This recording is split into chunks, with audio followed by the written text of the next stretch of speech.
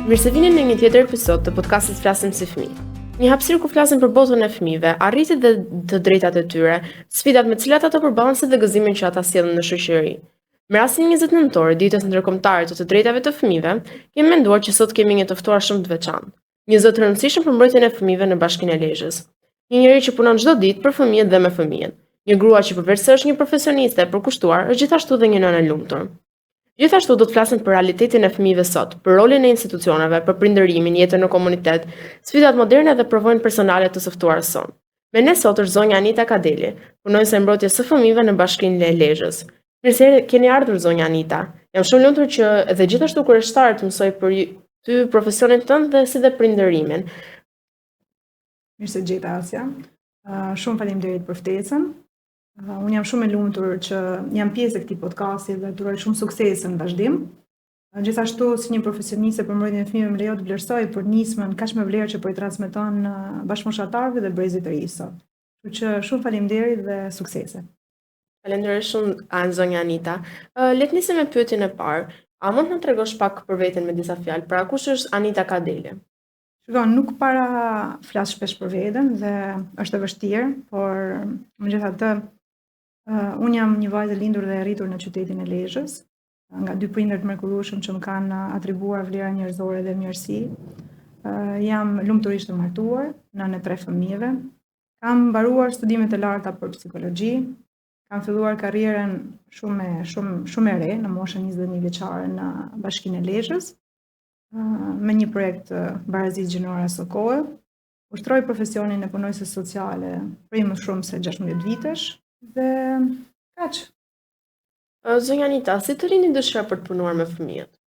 Në fakt, nuk ka qenë si një dëshirë, saqë ka qenë etapat e karrierës time kanë ardhur në këtë lloj forme hap pas hapi. Ashtu siç u ceka pak më përpara, në moshën 21 vjeç që unë aplikova në Bashkinë e Lezhës në një projekt të UNDP-s për barazinë gjinore Sokoj. Ishte një projekt që do ishte si fillim pjesë e një organizate më pas për tu implementuar dhe për qenë funksionale në Bashkinë e Lezhës. Kam punuar për këtë projekt për disa vite, më pas u hapet dhe pozicioni i koordinatorit vendor kundër dhunës në familje dhe kam kaluar te ky pozicion, kam ushtruar këtë rol për disa vite dhe duke qenë se ti në sektorin social ke shumë pak hapësirë për të kapërcyer dhe për të elaboruar, erdhi edhe u krijuar ligji për njësinë e mbrojtjes së fëmijëve, pra që çdo punonjës për mbrojtjen e fëmijëve ishte detyrim ligjor që bashkia ta ngrinte dhe ta kishte në funksion. Dhe si atillë për mua ishte patjetër një hap i rëndësishëm dhe e nevojshme që edhe këtë si sektor ta prekja dhe ta bëja timin. Dhe kështu ka nisur realisht, pas disa etapave në sektorin social. Si është të jesh nënë dhe njëkohësisht profesioniste në këtë fushë? Është një emocion pak kompleks. Besoj që fakti që jam nënë më bën më të vetëdijshme edhe më të aftë për të kuptuar nevojat e fëmijëve, dëshirat e fëmijëve, frigrat që ato kanë, fakti sepse unë kam 3 fëmijë në shtëpi dhe jam gjatë gjithë kohës e interesuar për sjelljet e tyre, por në anën tjetër në marrjen e vendimeve është ndjeshmëria shumë e lartë sepse emocionet përfshihen dhe kamuflohen aty në decisionet që ne marrim. Që është goxha komplekse fakti të bërit të dyja këto pozicione. A mund na tregosh se çfarë roli ka njësia për mbrojtjen e fëmijëve në Bashkinë e Lezhës? Në fakt, njësia për mbrojtjen e fëmijëve në Bashkinë e Lezhës nuk është thjesht një pozicion pune. Është një strukturë e mirëfillt që ka punonjëse dedikuar për mbrojtjen e fëmijëve. Unë kam fatin që bashkëndaj punën time me 2 kolege shumë profesioniste. Ka çdo punonjës për mbrojtjen e fëmijëve në çdo njësi administrative. Kemi të ngritur njësinë e vlerësimit dhe referimit nevojave për çdo rast që ka nevojë për të identifikuar dhe vlerësuar. Kemi tërheqjen teknike në qendrat tona komunitare që menaxhojnë rastet e nivelit ulët të mesëm dhe grupin teknik ndërsektorial që janë aktorët të gjitha institucioneve ku ka profesionist vjes parë që merren drejt për drejt me mbrojtjen e fëmijëve. Pra është një gamë e madhe, një sër aktorësh, një sër mekanizmash që punojnë ngushësisht për parandalimin, identifikimin, vlerësimin e menaxhimin e këtij rasti. Cilat janë rastet më zakonshme me të cilat përballeni? Në fakt, njësia për mbrojtjen e fëmijëve ka disa target grupe, jo vetëm fëmijët në nevojë për mbrojtje, pra janë fëmijët në konflikt me ligjin, janë fëmijët në situatë rruge, janë fëmijët që kanë braktisur shkollën, janë fëmijët që dhunohen, fëmijët që bullizohen, fëmijët pa kujdes prindëror. Por për fatin e mirë, ne në Bashkinë Lezhë rastet e shumta që ne trajtojmë janë ato të neglizhencës, jo mbikëqyrjes së duhur nga ana e prindërve, mos frekuentimit shkollës, patjetër që ka raste eksplicite të rralla që ka trafikime, abuzime, dhunë, por rastet me të cilat ne qasemi çdo ditë janë këto të këtij niveli. A është e vështirë të punosh me fëmijë që kanë probleme dhe kanë nevojë për mbrojtje? Është e vështirë, patjetër. Është shumë e vështirë për vetë faktin se janë fëmijë. Është e vështirë se janë të ndjeshëm dhe asja rastet janë të ndryshme rasti nga rasti dhe janë me atë diversitetin dhe kompleksitetin e tyre që është e vështirë momentin që ti ke rastin aty të paraqitet, flasim gjithmonë për rastet kur referohen, sepse e mira do ishim në fazën e parandalimit, por kur rasti është aty dhe referohet, është e vështirë sepse duhet t'i ardhur në ndihmë edhe sipas kontekstit kulturor arsimor që ato kanë. A ka pasur ndonjë rast që të ka prekur ty veçanërisht? Në fakt, në kaq vite eksperiencë, kemi kaluar pafund raste dhe ma beso rastet nga më të ndryshmet. Çuditem sepse në sikçikën time ka ngelur ky rast, sepse kur e diskutoj me kolegët e mi që dinamikën edhe ndryshmërinë e rasteve më thonë që ky nuk është ai që duhet të lej shenja, por ka qenë rasti i një zonje që për arsye të ndryshme dhe për arsye konfidencialiteti e kam pamundur ta them, po që ishte detyruar të braktiste fëmijën e saj që ishte vetëm 2 vjeç për ta dërguar në një qendër, në një institucion. Atëherë unë isha në re, kisha vetë një vajzë vogël në atë moshë, dhe përtej çdo përpjekje që ne si grup teknik ndërsektorial, profesionistët mundën të bënim duke ofruar mundësinë për të pasur një shtëpi, duke ofruar mundësinë për të filluar një punë, duke e integruar në qendrat tona komunitare për këshillim psikologjik, mentorim, për të pasur një përkujdesje ndryshe për të mitërin, por fatkeqësisht unë them aty dështuam dhe ne nuk ja dolëm. Dhe ai ka qenë momenti kur ajo u dorëzua dhe tha nuk dua ta mbaj më. Dhe unë personalisht sytë ati fëmije i kam pamundur për t'i harruar momentin që u shpute nga e mama dëshirën e jashtëzakonshme. Po kuptonte sikur e ndjente se fëmijët e kanë një botë që arrin për të kuptuar, sikur e ndjente që ai ishte momenti i tyre i fundit dhe kanë kaluar kaq shumë vite dhe unë akoma atë fëmijë e kam imazh para vetes dhe për te gjithë takimeve, burnouteve që ne bëjmë me psikolog, unë e kam shumë vështirë për ta superuar dhe ne pasi fëmijët i çojmë në institucion kemi edhe një procedurë që pastaj ndjekim rastin për të kuptuar se si po atashohen në qendër. Ma besoj kam pasur shumë vështirë për ta ndjekur një kolege ime aso kohet që punonin bashkë e mori rastin përsipër sepse unë profesionalisht u implikova shumë dhe nuk ja dola dot. Dhe ky është një rast që tek unë ka lënë gjurmë, ndoshta për shkak të pozicionit social që kisha atëherë, apo nuk e di pse, po ky është një nga rastet më të ndjeshme. Nëse një fëmijë nuk ndihet i sigurt në shkollë, në shtëpi ose online, çfarë ose ku mund të drejtohet ai për të kërkuar ndihmë? Falenderoj shumë për pyetjen. Ky është ajo pika ku ne kulmojmë në çdo shkollë apo në çdo takim apo në çdo qendër komunitare kur bëjmë takime në komunitet për t'ju treguar fëmijëve format dhe mënyrën se si duhet të raportojnë dhe të kërkojnë ndihmë. Patjetër duhet të flasin. Është shumë e rëndësishme që ju fëmijët të flisni, të kërkoni ndihmë. Të kërkoni ndihmë se tashmë strukturat janë të ngritura, të kërkosh ndihmë, patjetër që ne besojmë fort që familja është hallka kryesore, është ai zinxhiri i plot që po u shput nuk shndrit më zinxhiri, por rastet kur në familje ke të pamundur sepse dhuna ndodh aty, mund ta referosh tek shkolla, tek psikologu i shkollës, tek mësuesi kujdestar, tek drejtoresha, tek një shoq apo një shok i besuar, tek policia, tek linja këshillimit alo 116-111 që vetëm për vitin 2025 ne kemi pasur 5 raste të referuara nga qyteti i Lezhës ku kanë marrë zgjidhje dhe janë në rrugën e dur. Tek njësia mbrojtjes së fëmijëve. Këtë jo nga rëndësia e lash në fund, por vetë emrin që ka njësi për mbrojtjen e fëmijëve të tregon që ky është institucioni i parë që duhet referohet, por për shkak të vështësisë për ta aksesuar, se ndoshta jo të gjithë e kanë mundur për ta aksesuar zyrat e shërbimit social, janë gjithë këto etapat dhe procedurat tjera që mund të referohet rasti dhe të kërkohet ndihmë. Së bashkëpunojnë institucionet e tjera me ju?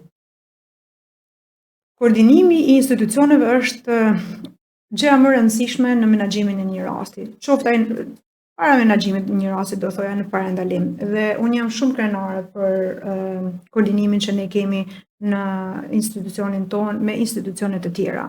Jam shumë krenare dhe këtë nuk e them unë si Anita, sepse Njësia e Mbrojtjes së Fëmijëve dhe grupi teknik ndërsektorial është i gjithë Bashkisë Lezhë dhe i fëmijëve të Bashkisë Lezhë, por unë bëhem krenare në takimet tona kur jemi në qendër me homologët tonë, kur flasin që kanë vështirësi në bashkëpunim, që nuk menaxhojnë raste, që nuk referohen, që nuk ndërveprojnë.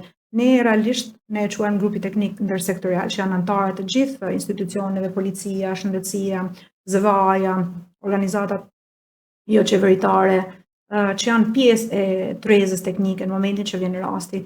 Ne kemi një koordinim ekselent, do e thoja. Kjo për faktin se njohin shumë mirë ligjin, për faktin që janë të përgjegjshëm për detyrat e tyre, për faktin që duan punën me zemër, është gjithë këto komponentë bëhen bashkë, por ne kemi një koordinim ekselent në menaxhimin e rasteve. Sipas jush, cila është sfida më e madhe e profesionit tuaj?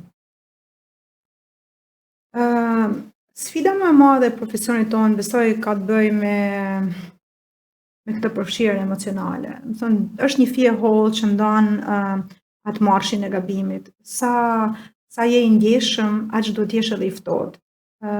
Përfshirja nganjëherë e bën profesionistin për të gabuar dhe për të mos marrë vendimet e duhura në momentin e duhur. Patjetër që duhet edhe empatia, se kjo e ndihmon aq më tepër kur ke të bësh me fëmijë dhe merresh me një grup moshë kaq vulnerabël. Por në anën tjetër duhet të jesh i prerë dhe preciz për të mos gabuar dhe për mos të ofruar një rrugë jo të duhur dhe për të mos përsëritur apo për të qenë rikthyes në gabimin e mëparshëm. Cila është diçka që ju bën me vërtet lumtur në profesionin që ju bëni?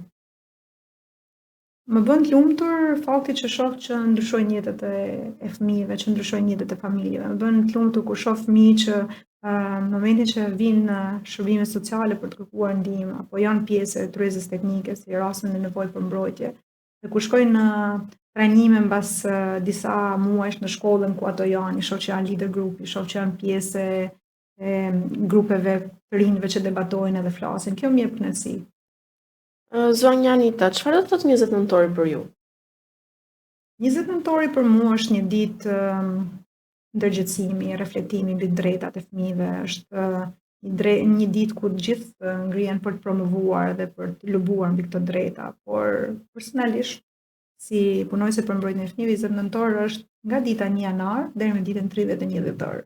Dhe kjo jo vetëm nga ora 8 deri në orën 4:30 që është orari zyrtar, por 24 orë, sepse për ato që se dinë, Njësia për mbrojtjen e fëmijëve ofron shërbim 24 orë në varësi dhe në nevojët e rastit. Pra, nëse një profesionist që mbron të drejtat e fëmijëve nuk e shikon çdo ditë kalendarit mërmujshëm 20 nëntor, po ç'e bën të punë. Cila është drejta e fëmijëve që shkelet më shumë sot? Besoj edhe më them shumë që është e drejta për të dëgjuar. Sot shumë pak po i dëgjojnë fëmijët. Shumë pak po i ofrojmë kohë cilësore. Jo vetëm në institucione si shkollat apo qendrat apo institucione që mbrojnë fëmijët, por edhe në familje. Fëmijët kanë nevojë për të dëgjuar, fëmijët kanë nevojë për kohë cilësore. Fëmijët kanë nevojë për të kuptuar vërtet nevojat e tyre, se në të kundërt marrin veprime të nxituara që nuk arrim asgjë. A i njohin fëmijët dhe prindrit të drejtat dhe detyrimet e tyre? Besoj që po. Them që jemi në një fazë ku falë ndërgjegjësimit shpesh po bëhet aktiviteteve, lëndëve që ju merrni në shkollë, pra kurrikules që ju keni për të drejtat, po edhe në ditët e caktuara kalendarike që aktivizoni aktivitete të ndryshme në kuadër drejtave të mbrojtjes, dhunës etj.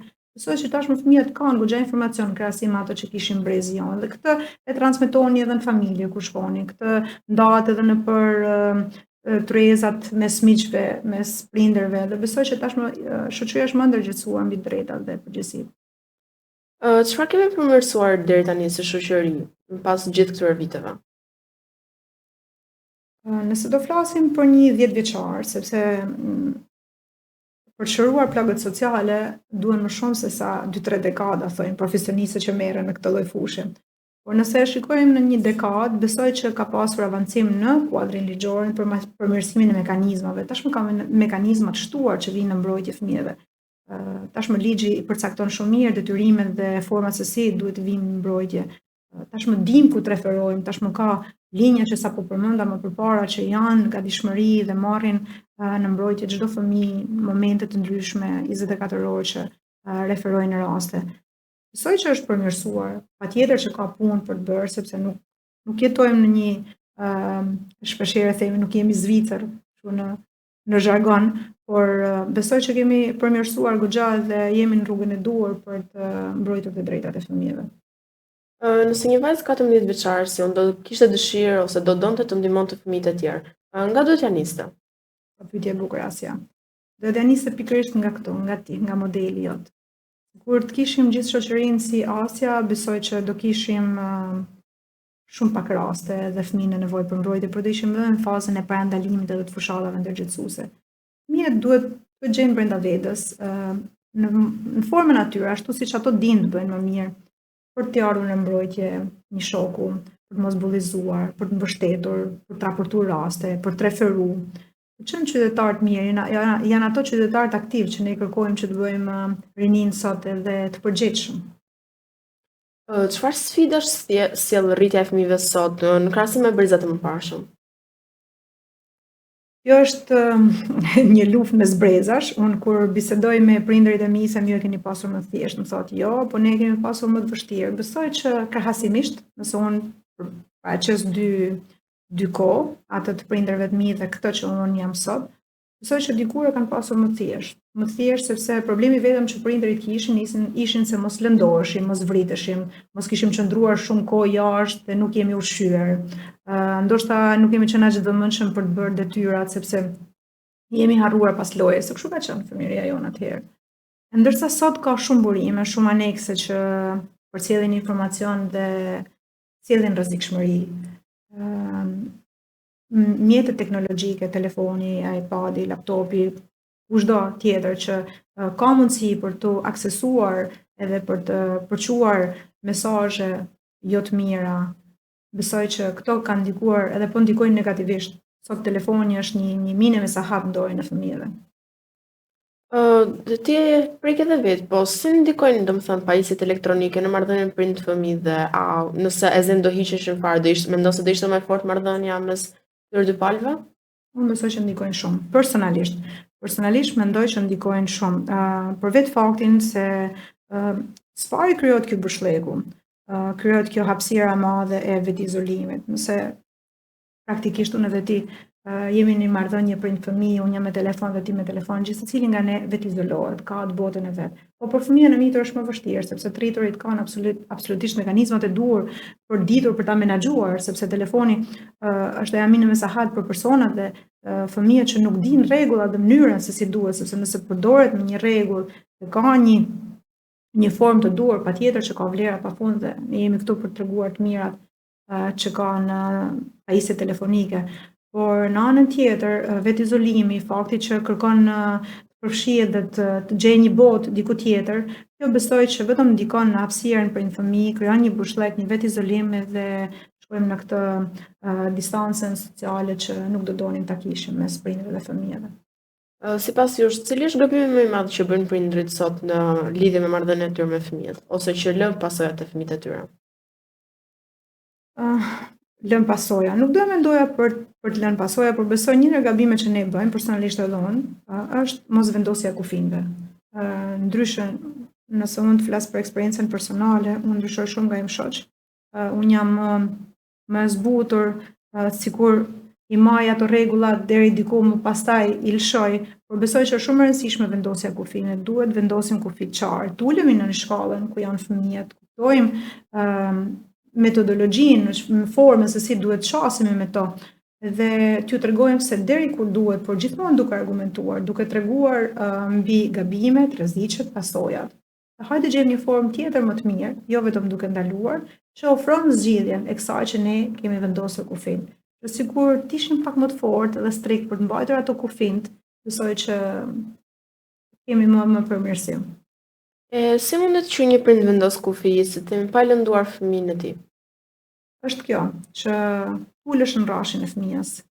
Ta njohësh mirë botën e tij. Patjetër që çdo prind është psikolog i fëmijës tij dhe unë këtë e them çdo takim që asnjë nga ne, sado me eksperiencë me përvojë të jemi, asnjë nuk e njeh më mirë se që njihni ju fëmijën tuaj. Kështu që të ulesh në rrafshin kur është fëmia, të kuptosh botën e tij, të gjesh formën ashtu siç e don ai, dhe t'ja komunikosh, të flasësh. Bisedat e hapura, komunikimi, persistimi, pra përsëritja e gjës, jo do me themi sot edhe e ngelim aty dhe nuk e diskutojmë, shikojmë që është bërë problemi i madh pas 6 muajsh, jo. Jemi aty për ditë, duke po sytë e fëmijëve tonë, e duke qenë prezent për to, e duke ju dhënë mbështetje. Cila është një gjë e rëndësishme që prindërit duhet ta dinë që lidhet me mirëqenien e fëmijëve të tyre?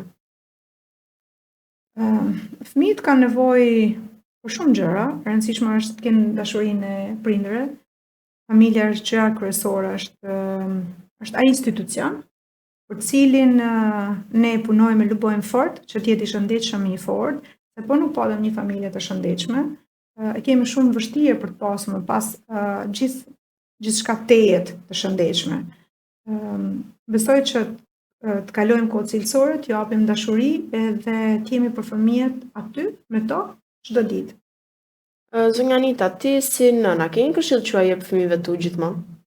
Kam shumë këshilla që ju jap gjithmonë atyre, por mundohem t'ju tregoj rëndësinë e të qenurit të sinqert, edhe të mos kenë frikë. Ky është një nga miraqet e mia më të mëdha. Dëshiroj që ato mos kenë frikë kurrë nga ne. Mundohem çdo ditë ju them që ne jemi këtu për t'ju dëgjuar ju për çdo problematik, qoftë edhe më rrezikshme apo më vështira që ju mendoni që ne nuk duhet ta marrim vesh kurrë, jemi të vetmit që mund t'japim zgjidhje. Që dy gjëra kam merak, të jenë fëmijë të sinqertë edhe mos kenë kurrë frikë nga prindërit. Duke qenë se punon me raste të vështira dhe delikata, të bën kjo një nënë se të jemi më vigjilente dhe më protektive? Po, në fakt shumë shpesh nuk do doja të isha kaq vigjilente për shkak të eksperiencës që marrim nëpër trajnime, më bën ti kuptoj më shpejt to triket e hilet që fëmijët mundohen të bëjnë. Patjetër edhe dinamikat e ndryshme të rasteve që hasem çdo ditë më kaloj nganjëherë në një tjetër nivel, por mundohem realisht mos të jem paranojake dhe t'ju jap hapësirën e tyre sepse kjo nuk është një kosto që duhet ta vuajnë ato. A ka diçka që të kanë mësuar ty fëmijët e tu?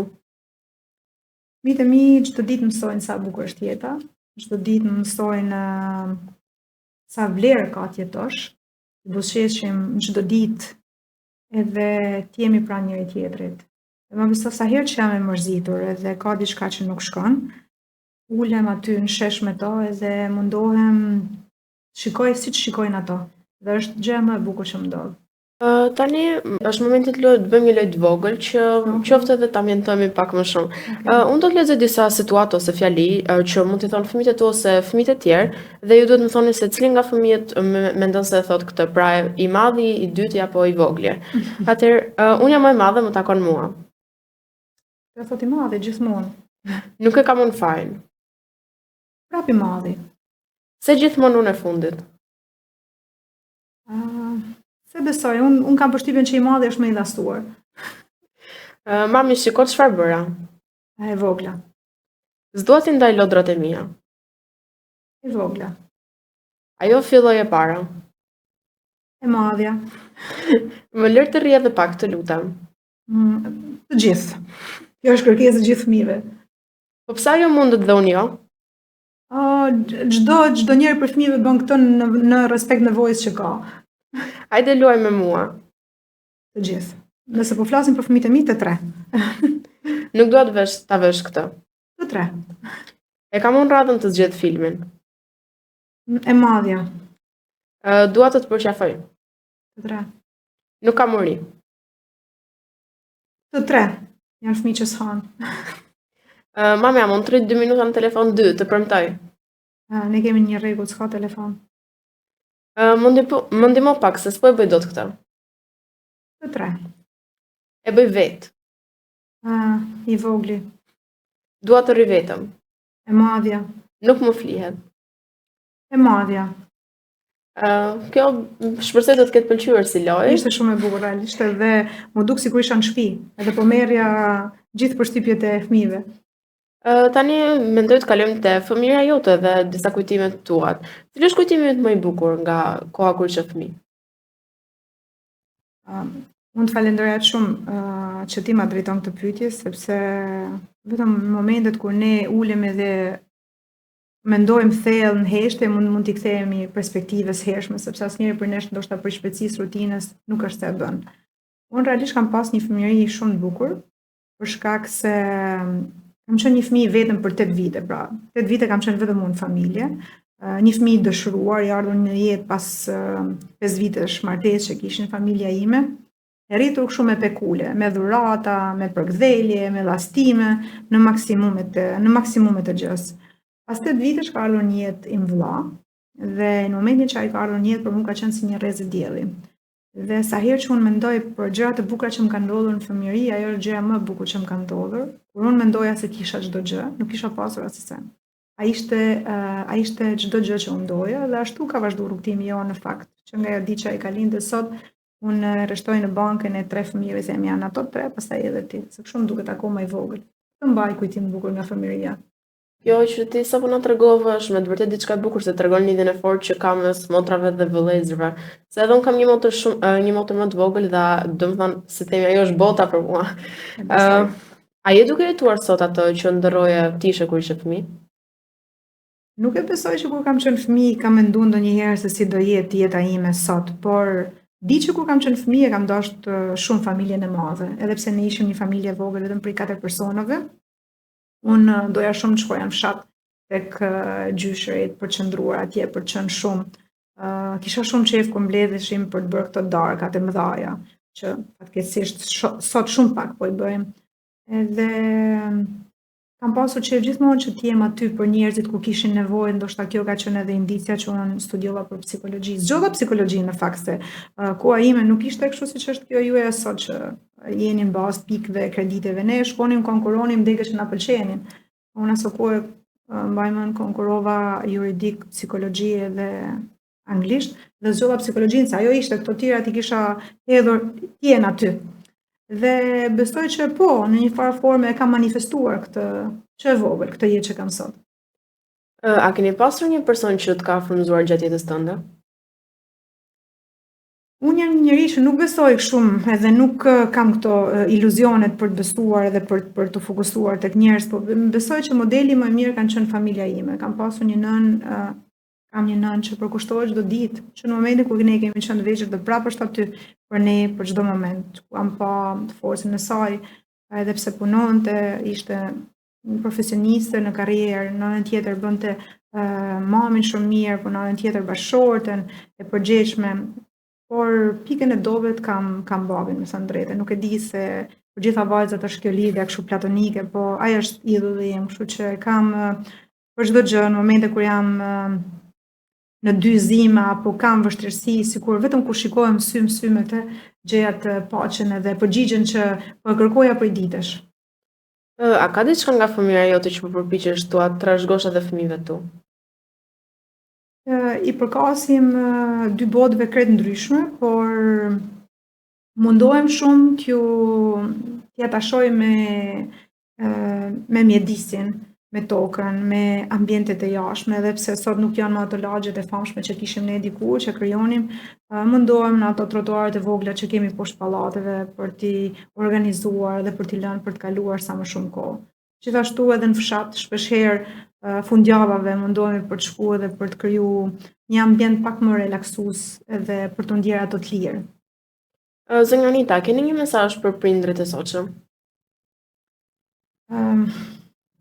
Më duket e tepërt nganjëherë kur ne si profesionist duam të mësojmë se si të prindërosh apo se si të bësh më të mirën, sepse prindërimi është një shkollë në vete.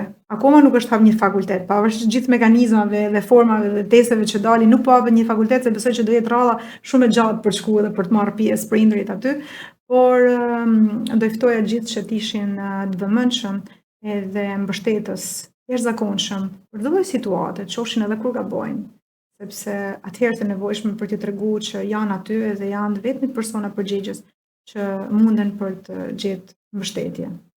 Po një mesazh për mësuesit ose institucionet vendore. Të gjithë profesionistët e vijës parë besoj që duhet të jenë shumë të kujdesshëm momentin që trajtojnë apo hasen për herë të parë me një fëmijë, për të qenë më vigjilent, më të kujdesshëm edhe për të kuptuar që në pamje të parë nëse ka diçka që nuk shkon. Për ty cilat janë 3 fjalë që përshkruajnë një fëmijë? Fëmijët janë të brisht, janë eksplorues, të jashtëzakonshëm, edhe dashur.